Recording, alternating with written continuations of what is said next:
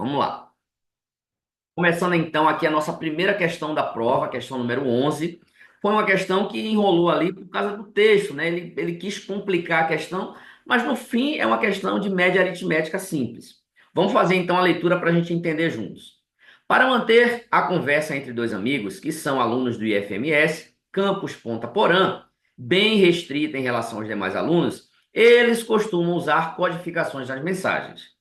Supondo que as codificações em certa mensagem foram descobertas, sendo, quando for vogal, substitui por um número par entre 15 e 16. Aí o aluno que respondeu certinho. Ó. Quem é o número par entre 15 e 17, aliás? O número par é 16. Então, onde tiver vogal, você vai substituir por 16. Quando for consoante, substitui pelo número 5. Beleza, então a gente vai pegar essa frase aqui, ó. Ling, ou melhor, Lin, Ming, Feng. E vai fazer as substituições. Vamos fazer assim, depois eu continuo a leitura.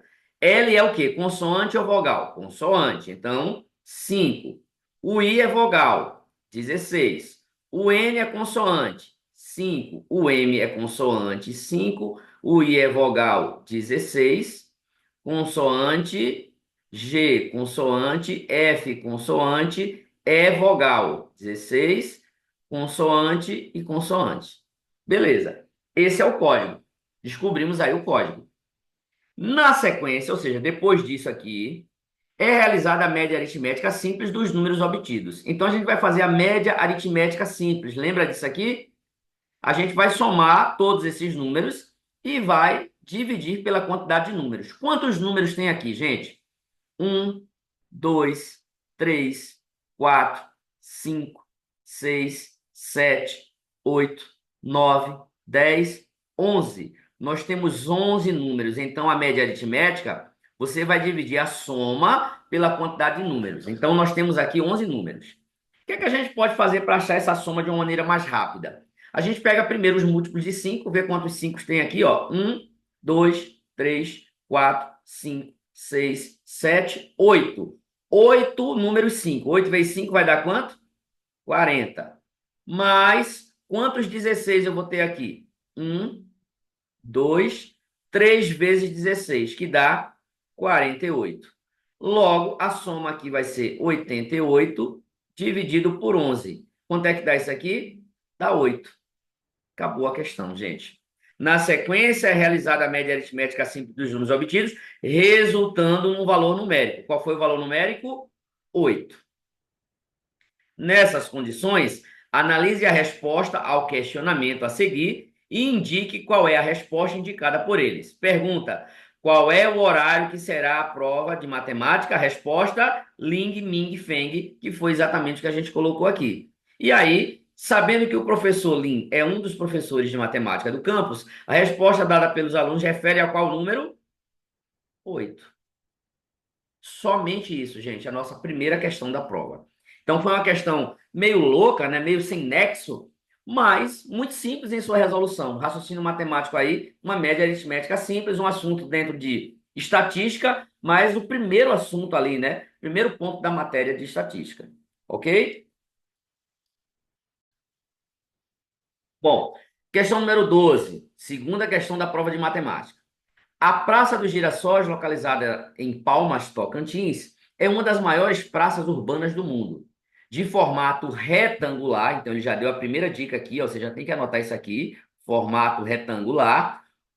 Ela conta com aproximadamente 570 mil metros quadrados. Gente, olha que coisa interessante.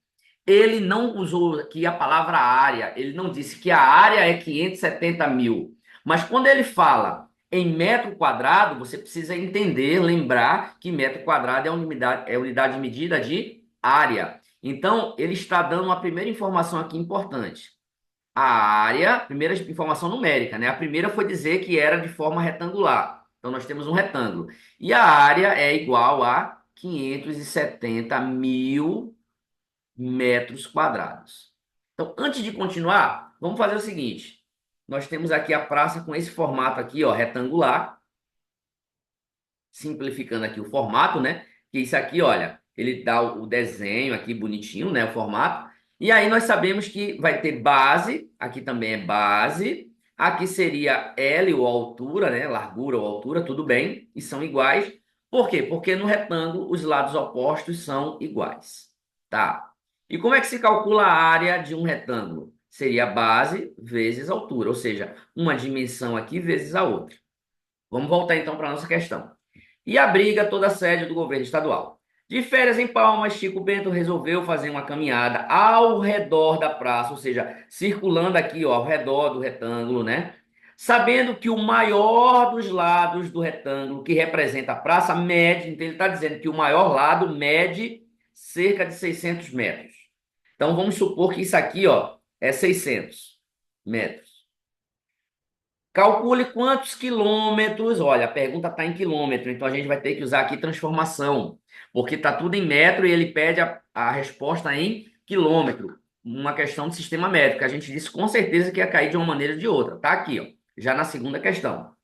Quantos quilômetros Chico Bento caminhará ao completar uma volta ao redor da Praça dos Girassóis? Então, o que é que a gente vai fazer? A gente tem que descobrir quanto é que é essa outra medida aqui, ó, da praça. Mas a gente sabe que B vezes L, no caso 600 vezes L, é a área. E a área ele deu igual a 570 mil. Então, a gente vai fazer assim, ó, 600 vezes L é igual a 570 mil. Aí a gente vai descobrir o L como? Esse 600 que está multiplicando aqui vai passar, obviamente, dividindo, né? Então, 570 mil dividido por 600. Vai cortar dois zeros de cima com dois zeros de baixo. E essa divisão de 5.700 por 6 vai dar quanto? 950 metros. Essa divisão aqui. Ok? E aí, meu povo, a gente vai ter esse retângulo aqui representando a nossa praça. Na verdade, a gente vê que o maior lado não é 600, como ele afirmou na questão. É 950, que é maior do que 600. Então, ficaria mais ou menos assim, ó, 950 em cima e embaixo, já que eu fiz o desenho aqui com essa medida sendo maior que essa, né, visivelmente. Então, aqui vai ser 600 e aqui 600. Então, ele quer saber qual é a distância aqui, ó, em quilômetros que ele percorre a dar uma volta. Gente, é o perímetro, né? O perímetro é a soma de todos os lados. Então, vai ficar 950 mais 950 mais 600 mais 600. Esse perímetro aqui vai dar 3.100 metros. Mas, repito, ele quer em quilômetros. Como é que a gente transforma aqui de metro em quilômetro, né? Sabendo que um quilômetro tem 1.000 metros, então eu vou dividir por 1.000. Ou então, se eu não sei dessa maneira direta, eu uso a nossa escala métrica, que é o famoso cagada de cima. Cagada, né? Lembra dessa brincadeirinha aqui, né? De cima. O metro vai estar aqui, que é a unidade fundamental. Aí eu tenho aqui quilômetro, hectômetro, decâmetro, decímetro, centímetro e milímetro. Vamos lá. A gente está aqui e quer chegar aqui. Eu vou voltar, ó, uma, duas, três casas para a esquerda. Ou seja, a minha vírgula, né, a minha casa decimal que está aqui depois do último zero, ela vai voltar uma, duas, três. Ou então eu divido simplesmente por 1.000. Vai dar 3,1 quilômetros, ok? E o nosso gabarito vai ser letra B, como eu já tinha divulgado aí no domingo. Beleza? Essa então é a nossa segunda questão, tá ok? Tá gravada aí, depois você pode assistir com calma. Bom, questão número 3 da prova, uma questão de raciocínio simples, né? Apenas temos multiplicação e adição, operações fundamentais. Olha só o que ele fala nessa questão. Pedro, ao perceber que seu veículo apresentava um barulho estranho ao efetuar curvas, preventivamente, antes que ele quebre, resolveu levar o seu mecânico de confiança para fazer os ajustes necessários. Chegando lá, o mecânico, após fazer o diagnóstico, confirmou a ele que o problema estava na junta homocinética do carro e passou o orçamento da seguinte forma: o valor da junta, né, da peça, o par, as duas homocinéticas, né, de cada lado, R$ 300. E a mão de obra, que é o serviço, né, que vai ser feita ali, realizada a troca das homocinéticas, é R$ 50 por hora trabalhada. Aí vem a pergunta: Sabendo que a substituição da peça defeituosa foi executada em 3 horas de serviço, qual é o valor que vai ser pago? Gente, a gente vai pagar a mão de obra mais a peça, correto? Aí, o que é que acontece? A mão de obra é R$ 50 por hora. Como ele trabalhou 3 horas, então vai ser 3 vezes 50. E vai somar com a peça que é de R$ 300. Aí vai dar o total que ele vai pagar. Simplesmente isso. 3 vezes 50, 150, mais 300. Então, o nosso amigo Pedro vai pagar ao mecânico R$ 450. Gabarito letra D. Eu acho que essa é a questão mais simples da prova, né? Se eu não estiver enganado, mais simples que essa, impossível. Foi a mais fácil de todas, né? Vamos lá. Já vou aproveitar aqui, não vou nem pausar, já vou partir para a próxima questão, a 14. Questão 14 também é uma questão que é simples na sua resolução, porém ela exigia um pouco de abstração. Considera que essa é uma das questões que realmente na hora da prova você poderia ter dificuldade de raciocinar. Mas olha só o que é que ele fala aqui na questão. João participou de um jogo em que precisava adivinhar o sabor de diferentes doces. O prêmio seria fornecido no momento que João atingisse 5 pontos. Informação importante, tá? 5 pontos aqui, ó. A cada acerto ele ganha 2. Olha só, a cada acerto ele ganha 2. E a cada erro ele perde 3. Sabendo que João conseguiu o prêmio ao adivinhar o sabor no 10º doce, então, gente, a primeira conclusão é que se ele acertou no 10º doce, é porque ao chegar lá ele utilizou 10 palpites. E aí eu preciso entender que esses 10 palpites, né, entre acertos e erros, ó, eu tenho acertos e tenho erros. Nos acertos ele ganha 2 pontos e nos erros ele perde 3 pontos. Precisa entender isso aqui também. E no final, para ele acertar, ele tem que ter um saldo, uma pontuação de 5, igual a 5.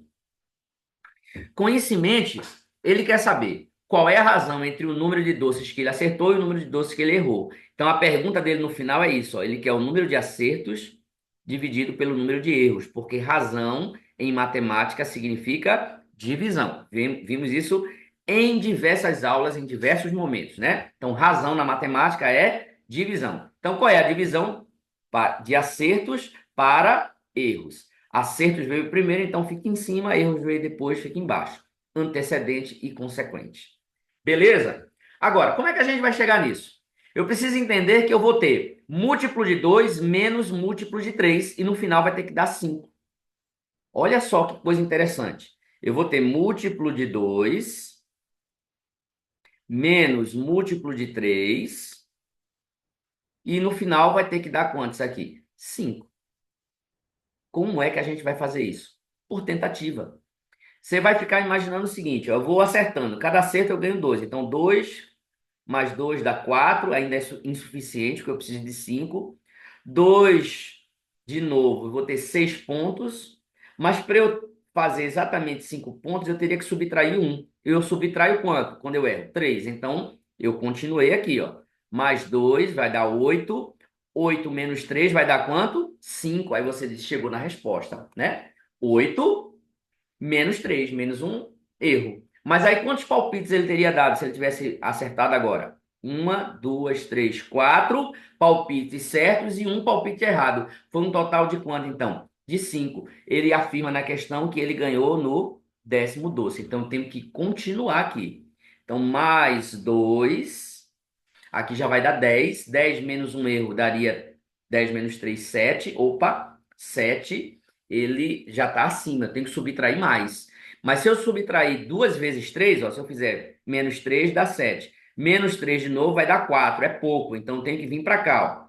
E assim eu vou tentando até chegar no resultado. Então aqui eu tive quantos palpites certos? 6. Vai dar 12. 12 menos 6 sobra 6. Não dá. Então o que é que eu tenho que fazer? Mais um. 7 palpites acertados. Ganhei quantos pontos? 14. Beleza? Agora, 14 menos 3 dá quanto? Menos 6, aliás, dá quanto? Dá 8, é pouco. E se eu tirar mais 3 de novo, ou seja, outro erro, vai dar 9 que eu vou subtrair. Aí eu vou ter aqui, ó, menos 9. E 14 menos 9 dá 5 de novo. Então, eu tive 7 acertos, ó, 1, 2, 3, 4, 5, 6, 7, e 3 erros aqui, ó, fazendo um total de quanto? 7 mais 3, 10 palpites. E foi isso que a questão colocou como condição.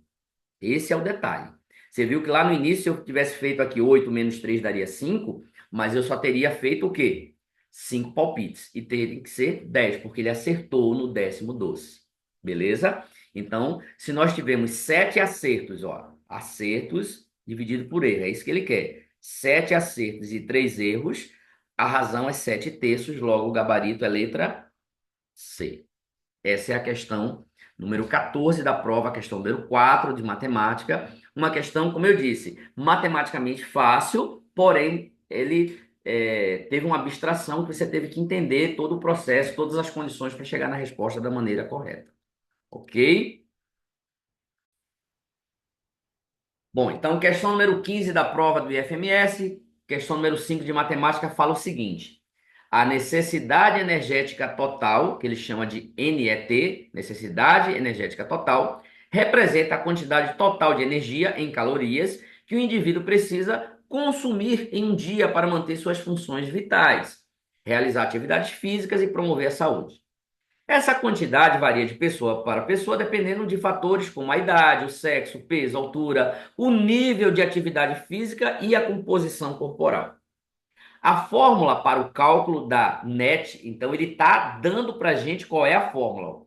Qual é a fórmula para se calcular a NET? Né? O que significa NET? Necessidade de energia total. Ela é calculada como? Qual é a fórmula? É o produto. Gente, produto é multiplicação, tá? De quem? Do GEB multiplicado por gasto energético basal dado pelo FAF, que é o fator de atividade física. Então, GEB vezes FAF. Pronto. Ele deu a fórmula. Agora vamos para a questão. Considerando a tabela abaixo, assinale a alternativa que melhor, veja bem, melhor enquadra, ou seja, esse melhor enquadra significa que necessariamente não vai ser exato o valor que a gente vai encontrar, tá? Um atleta amador com uma net de, opa, no lugar da net, ele está dando a net é de quanto? 3.200 e um JEB de 1.700. Ou seja, ele quer saber exatamente quem é o FAF aqui, ó. Qual é a necessidade aí desse cara, né? O gasto de energia dele basal, né? O fator de atividade física, que são a mesma coisa aqui. É isso que ele quer saber. E aí, dependendo desse fator de atividade, esse cara vai ser enquadrado em sedentário, se esse número aqui der 1,2, levemente ativo, se ele der 1,375, moderadamente ativo, se der 1,55, muito ativo, se ele der 1,725 e extremamente ativo se der 1,9. Gente, vamos chamar esse valor aqui que a gente não conhece, vamos chamar de F de Fá, tá? Vamos usar a letra F. Como eu quero saber quem é essa letra F, isso aqui é uma multiplicação, esse 1.700 vai passar o quê? Dividindo, né? Operação inversa. Então vai ficar assim, ó, 3.200 dividido por 1.700 é igual ao tal do FAF, que é a quantidade de energia ali, o fator de atividade física do cara. Corta 2 zeros de cima com 2 zeros de baixo. Se você pegar a sua calculadora aí para não perder tempo e colocar aí 32 dividido por 17, você vai achar 1,8, acho que é 2,3, sei lá, vai embora. Isso aqui não é exato, não. Então, o fator 1,88 ou 1,8 está mais próximo de 1,7 ou está mais próximo de 1,9, né? 1,88, que é quase 1,9. Então, por isso que o meu gabarito aqui foi letra E, extremamente ativo, tá? E o gabarito preliminar oficial que saiu deu como certa a letra D. E eu discordo desse gabarito, então o texto foi no sentido de modificar a alternativa para a letra E, porque quando ele pede aqui melhor se enquadra, né, é o que está mais próximo aí numericamente do valor. E o mais próximo é 1,88 de 1,9. Ok? Então, essa é a questão número 15.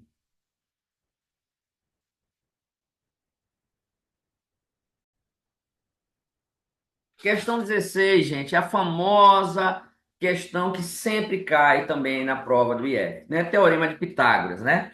E essa propagandazinha aí foi real. Eu lembro dessa propaganda e esse erro grosseiro aqui, né? Porque se você observar, ó, triângulo retângulo tá aqui o ângulo reto, né? Vou até redesenhar aqui. Opa, deixa eu voltar. Redesenhar aqui o que ele fez lá, ó. O ângulo reto está aqui. C, ou seja, oposto a 90 graus, é a hipotenusa. A e B são os catetos. E aqui ele pegou a fórmula que geralmente se apresenta, né? Que representa-se a hipotenusa por A e os catetos por B e C. Mas nesse triângulo aqui, não é assim que está apresentado. A hipotenusa é o C e o A e o B são os catetos. E aí, nós temos aquela primeira relação de Pitágoras, né? Que é a mais famosa. O quadrado da hipotenusa, ou seja, o c elevado ao quadrado, é igual à soma dos quadrados dos catetos, que seria o quê? B ao quadrado mais c ao quadrado. Agora, uma outra maneira de falar a mesma coisa é a gente dizer, em vez de dizer a hipotenusa ao quadrado, que é o c ao quadrado, é encontrar o valor do c da hipotenusa. Lembrando que a operação inversa da potenciação é a radiciação. Então, seria a raiz quadrada, ou a raiz de quem? De b ao quadrado mais o c ao quadrado, né? A soma de b ao quadrado com c ao quadrado. Então, isso pode ser dito aqui, ó, que são coisas iguais, são coisas equivalentes. E aí a gente vai para a alternativa, que ele colocou isso em texto, né? Na letra A ele fala assim, ó, no triângulo retângulo apresentado, a hipotenusa A, por que que tá errado? Porque a hipotenusa não é A. Então já esquece isso aqui. No triângulo retângulo apresentado, a hipotenusa C, opa, a hipotenusa C está correta. Seria igual a raiz de B ao quadrado mais C ao quadrado, né? Ó, no triângulo retângulo apresentado, a hipotenusa C seria igual a raiz de B ao quadrado mais C ao quadrado. É o que está aqui, ó. É o que está aqui que a gente escreveu. A hipotenusa C, ó. A hipotenusa C seria igual a raiz de B ao quadrado mais C ao quadrado. Então, essa daqui é uma alternativa possível. Então, está marcada aqui. Aí, na letra C, fala assim, ó. No triângulo retângulo apresentado, a hipotenusa C seria igual a raiz de B ao quadrado mais B ao quadrado, ou seja, B duas vezes. Não, né? Essa daqui tá fora. Então, vamos deixar a B aí por enquanto. Letra D. No triângulo apresentado, a hipotenusa C ao quadrado é igual a raiz de B ao quadrado mais A ao quadrado? Não. A hipotenusa C ao quadrado, não. A hipotenusa C, ó, como eu coloquei aqui, ó, a hipotenusa C, ela é a raiz de B ao quadrado mais C ao quadrado, né? Então, tá fora.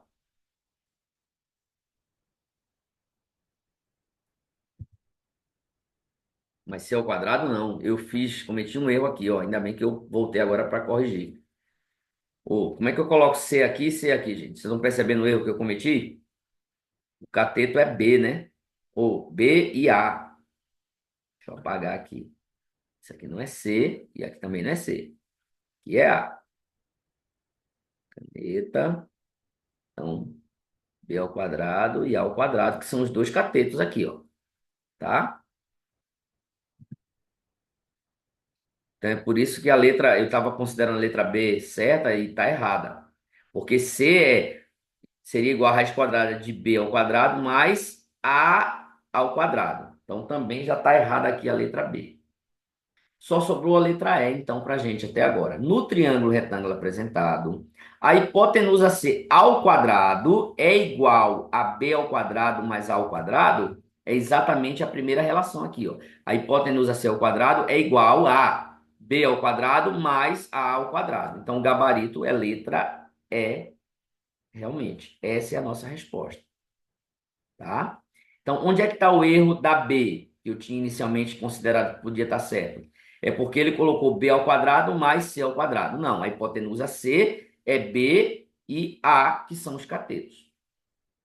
Ficou meio confuso por causa do texto, né? Foi exatamente esse trocadilho que ele fez que deu um nozinho na cabeça, mas a questão é muito simples, né? Muito simples mesmo. Tá? Então é isso. É só a aplicação do teorema em forma de texto. Essa que é a verdade. Essa 17, por favor, né? Quem fez o nosso curso, eu resolvi essas questões aí diversas vezes E, inclusive, essa questão até aqui, ó, a gente fez, está lá na apostila, dá 9 raiz de 2. Como ele colocou mais uma raiz de 2 é 10, letra D, direto. Mas como é que a gente resolve, né? A gente faz o seguinte aqui, a gente vai fatorar esses números aqui maiores em produtos de forma que eu tenha uma raiz quadrada neles. Por exemplo, 50. 50 é 25 vezes 2, porque o 25 eu consigo tirar a raiz quadrada dele, né? 18. Como é que eu fatoro 18? 9 vezes 2, que é 9 também tem raiz quadrada. E o 98 é 49 vezes 2. O raiz de 2 não dá para fatorar, é um número primo, deixa ele quieto aí. Quanto é raiz quadrada de 25? Vai ficar 5 do lado de fora, o fator externo, e o 2 continua dentro do radical. Menos, a mesma coisa aqui, ó, raiz quadrada de 9. 9, né? Vai para o lado de fora 3. 25 vai para o lado de fora 2. Vai ficar 3 raiz de 2. Mais raiz quadrada de 49 vai para o lado de fora. Quanto é raiz quadrada de 49? 7 raiz de 2. Mais uma raiz de 2, né? Não pode esquecer que aqui eu tenho um aqui na frente, tá? 5 menos 3 vai dar 2. 2 mais 7 dá 9. 9 mais um 10 raiz de 2. Então, realmente, aqui não tem o que questionar. Gabarito, letra D. Bem simplesinha aí a questão, né? Tranquilo? Uma galera que acompanhou aí as nossas aulas não poderia perder essa questão de jeito nenhum. Questão de soma de radicais aí, né? Operações com radicais. Vamos para 18. Aqui eu tenho uma questão de porcentagem, né? Uma questão de porcentagem. E também de juros, né? Porque para aplicar os juros eu tenho que saber o cálculo da porcentagem. Olha só o que ele fala na questão. José é um servidor público e está considerando a compra de um notebook para uso em seu trabalho no valor de R$ 4.250. Então, esse é o capital que ele vai aplicar aí na compra do computador. 4.250. Esse é o valor principal aí. E avaliando os juros, ó, que incidirão caso opte pelo pagamento via cartão de crédito. De acordo com sua análise financeira, a opção mais viável para José é parcelar o pagamento em 10 vezes. No entanto, essa opção inclui a aplicação de uma taxa de juros simples de 7%, juros simples de 7% ao mês sobre o valor inicial do notebook. Assim, qual seria o valor pago total, né? O valor total pago.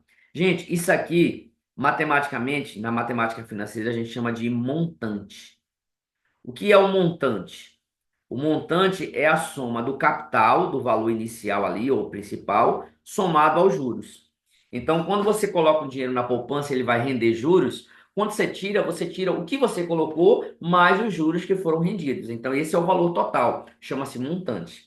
Então, para a gente chegar no montante, a gente já tem o valor do capital, que é 4.250. Mas o que é que a gente tem que calcular? Os juros. E como é que se calcula juros, né? Tem uma formulazinha macete, que é o produto entre o capital, a taxa percentual e o quê? O tempo. Quais são as informações que a gente tem aqui? O valor do capital, o valor do izinho é a taxa. Qual é o valor da taxa? 7% ao mês. Esse detalhe é importante. Por quê? Porque o tempo vai ser 10 meses, né? Quando a gente fala 10 parcelas, né? As parcelas são mensais. Então eu vou ter aqui uma conformidade de tempo e taxa. Tá tudo em mês, então é só jogar aqui, ó. O valor dos juros a gente vai calcular agora. 4.250 vezes 7 sobre 100 vezes 10. Aí eu vou cortar, ó, dois zeros em cima, com dois zeros embaixo. E o valor dos juros para a gente vai ser o produto de 425 vezes 7, que a gente pode fazer aqui no cantinho rapidinho, ó. 7 vezes 5, 35, vai 3. 7 vezes 2, 14. 14 mais 3, 17, vai 1. 7 vezes 4, 28, mais 1, 29. Ou seja, só de juros, 2.975. Isso é só de juros, gente. Além disso, tem o valor do notebook, que é o capital investido ali no bem. Então, qual vai ser o montante, né? A nossa resposta, ela vai ser a soma dos 4.250 mais os 2.975, tá? Então, essa soma aqui vai nos dar R$ 7.225. Por isso que o gabarito da nossa questão 18 é letra B de bola, tá bom? Então, uma questãozinha aí tranquila, né? Uma questão que tem o seu trabalho e tal, mas não foi nada absurdo, foi bem dentro de tudo que a gente viu. Então, resolvendo aqui a questão 19, penúltima questão da nossa prova. Jonas terá uma folga de 4 dias e decide viajar de férias. Ele dividiu o percurso a ser percorrido em 3 trechos. No primeiro trecho, ele viajou a uma velocidade de 100 quilômetros por hora, no segundo, 50 e no terceiro, 80 quilômetros por hora. O primeiro trecho corresponde a um quarto do percurso total. Vou começar a anotar isso aqui, ó. Primeiro trecho, um quarto. Segundo trecho,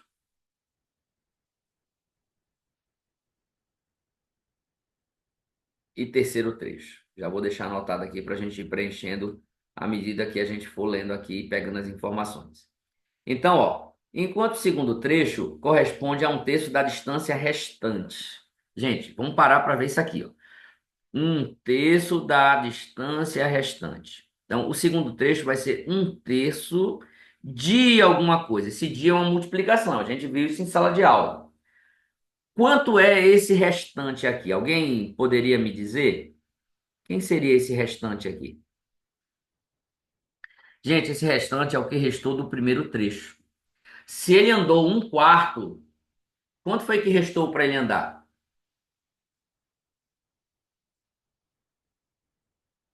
Fizemos algumas questões de fração na sala, né? Ó, você vai pegar aqui o seguinte: divide o nosso percurso aqui em 4 partes. Se você andou um pedaço, quantos pedaços estão faltando, gente? 3 de um total de 4. Então, essa interpretação aqui, ó, é que já começou quebrando muita gente aí de cara. Então, no segundo trecho, ele andou um terço do que restou. Restou 3 quartos, então ele andou um terço de 3 quartos. E olha que legal, como isso aqui é uma multiplicação, eu vou poder simplificar o 3 de cima com o 3 de baixo. E lá em cima sobrou um, em cima, ó, um, e aqui embaixo sobrou 4. Então, no segundo trecho, ele também andou quanto? Também andou um quarto. Um quarto no primeiro trecho e um quarto no segundo trecho. Beleza? Agora, excluindo o primeiro trecho, né? Obviamente, né? O que restou excluindo o primeiro trecho. Esqueci de ler esse restinho aqui, mas é a mesma coisa. Considerando que a distância total a ser percorrida é de 200 quilômetros, qual foi o tempo estimado para percorrer todo o percurso? Você percebe que ele não falou nada sobre o terceiro trecho aqui? Quanto foi que ele percorreu no terceiro trecho? Ele não falou porque não precisa falar. Porque se ele falou que foi dividido em 3 trechos, ó, percorrido em 3 trechos. Eu já tenho o primeiro, já tenho o segundo, o que sobra vai ser para o terceiro trecho.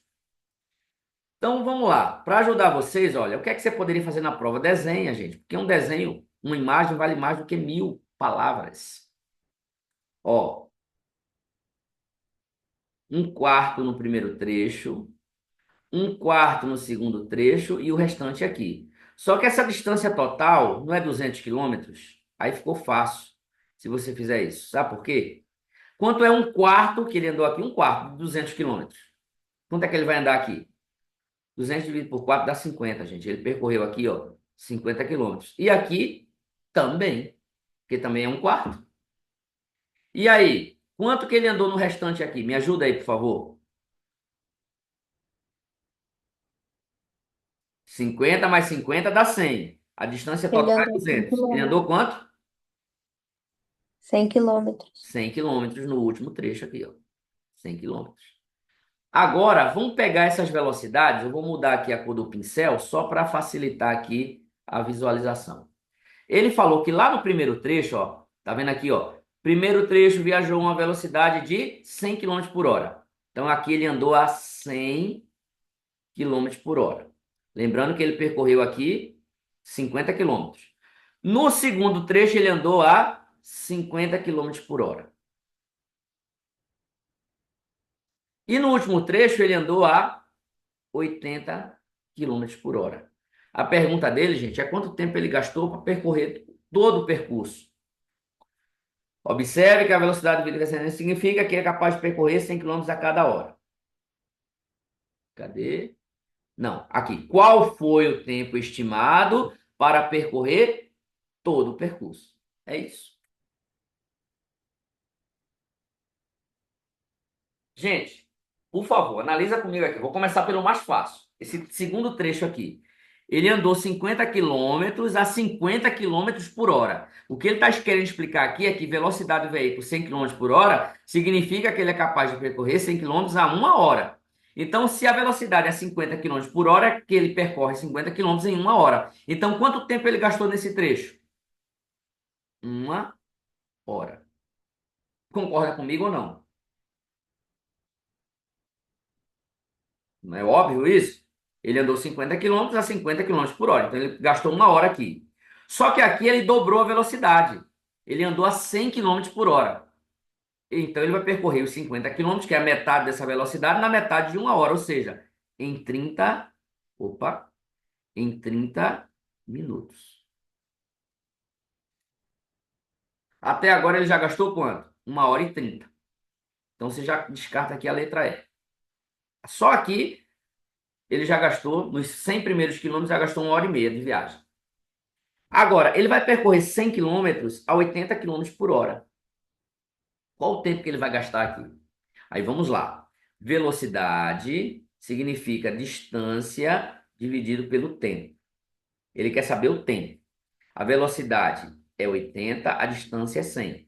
Se a gente substituir isso aqui, ó, velocidade é 100, a distância é 80, é o contrário, né? Mais uma vez, lá vai eu fazer besteira. É o contrário. Vamos lá. Caneta, caneta. A velocidade é 80 quilômetros por hora. No lugar de V eu coloco 80. A D de distância é 100.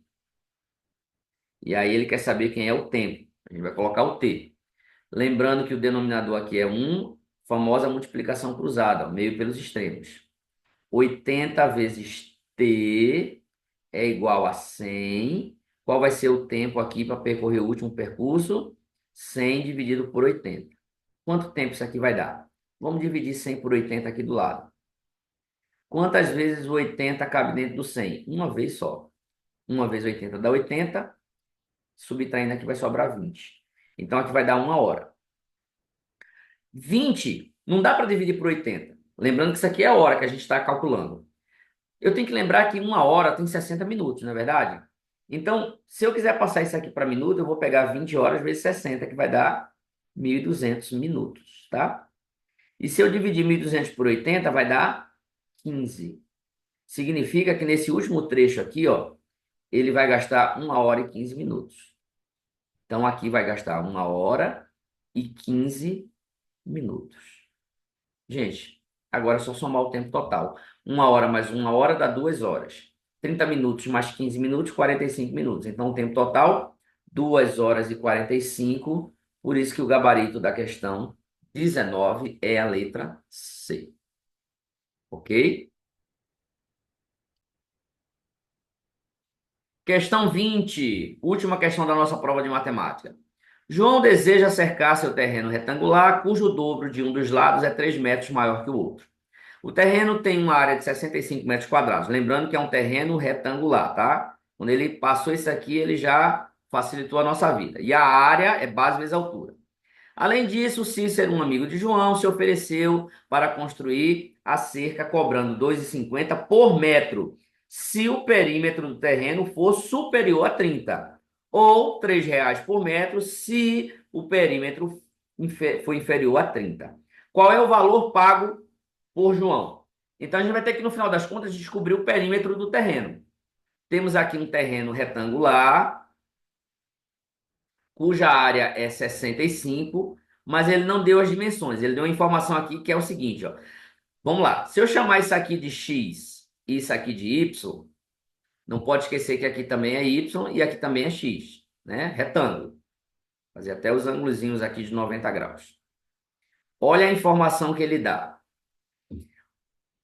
Cujo dobro de um dos lados. A gente vai ter que escolher um deles, ou x ou y. Então vamos escolher o x. Então, se eu escolher o x, eu vou fazer o seguinte, ó. O dobro do x é 3 metros maior que o outro lado. Há uma figura de linguagem aqui, né? Que a gente chama de elipse, né? Porque a palavra ela foi usada aqui anteriormente, está se referindo a lado. Então, o 2 vezes x, o dobro de x, ele vai ser igual ao outro lado, que é o quê? É o y, só que 3 metros maior, tem 3 metros a mais.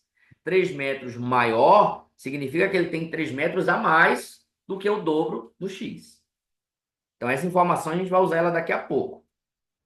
A outra informação que ele deu foi a área. Como é que calcula a área dessa criança aqui, ó? A área dessa questão aí é base vezes altura. E isso é igual a quanto? 65. Como ele vai querer saber o valor pago pelo perímetro, eu não posso esquecer que o perímetro é a soma de todos os lados, ou seja, x mais y, né? Que vai dar o quê? Vai dar 2x mais 2y, tá? Lembrando que 2x aqui, ó, a gente pode substituir. 2x vale quanto? Vale y mais 3, ó.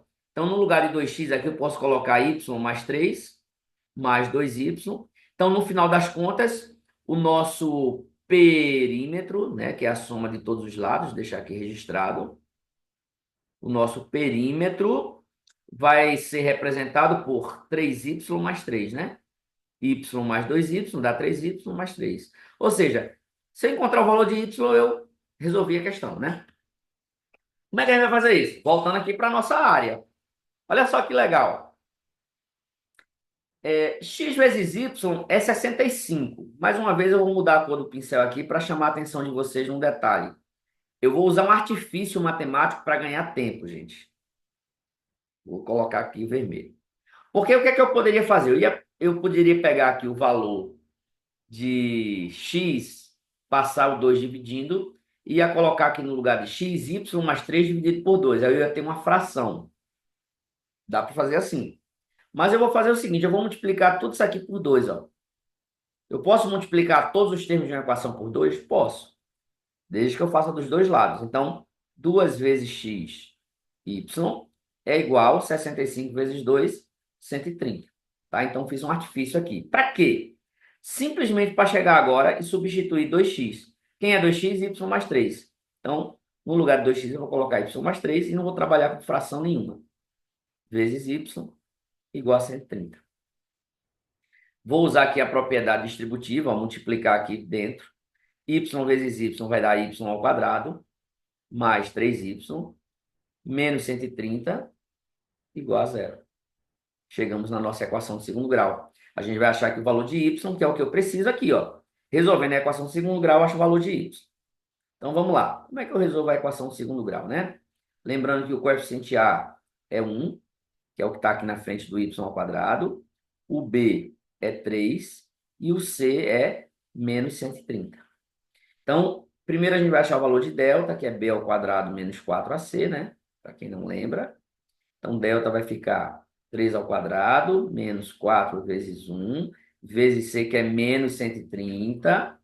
E aí o nosso delta vai ficar 3 ao quadrado é 9, menos daqui com menos daqui dá mais. 4 vezes 13 dá 52, então aqui vai ficar 520, o delta é 529.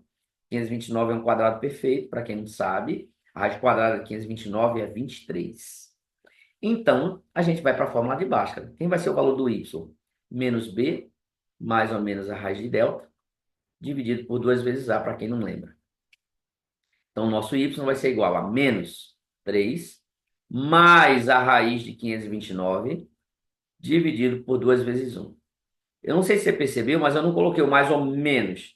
Porque se eu colocar o menos, eu vou ter a raiz negativa. E como isso aqui é uma questão de geometria, y não pode ser negativo. Então, eu vou trabalhar só com valor positivo. Y vai ser igual a menos 3, mais 23, que é a raiz quadrada de 529, dividido por 2. 23 menos 3 dá 20, dividido por 2. Qual é o valor de y? O valor de y é 10. O valor positivo, que é o que nos interessa. Qual é o perímetro? 3 vezes 10. 3 vezes 10 mais 3. Então, quanto é que vai dar aqui o nosso perímetro? Ó? 30 mais 3, o perímetro dá quanto? 33. Gente, olha só, o nosso perímetro é 33. Ele quer saber qual é o valor total pago lá pelo João. Gente, a questão fala o seguinte, ó. O amigo que se ofereceu para construir a cerca, cobrando 2,50 por metro quadrado, se o perímetro do terreno for superior a 30. O nosso perímetro foi superior a 30? Foi 33. Então, o valor, V de valor, vai ser 33 vezes R$ 2,50. Quanto é que vai dar 33 vezes 2,50? Vai dar exatamente R$ 82,50, o que realmente nos garante que o gabarito é letra E, como a gente já tinha passado no domingo. Beleza, galera? E assim a gente finaliza a nossa resolução, a nossa última questão aí da prova de matemática. Uma questão que envolveu geometria, envolveu área, envolveu perímetro, mas envolveu também equação de segundo grau. Questãozinha que envolveu álgebra e geometria ao mesmo tempo.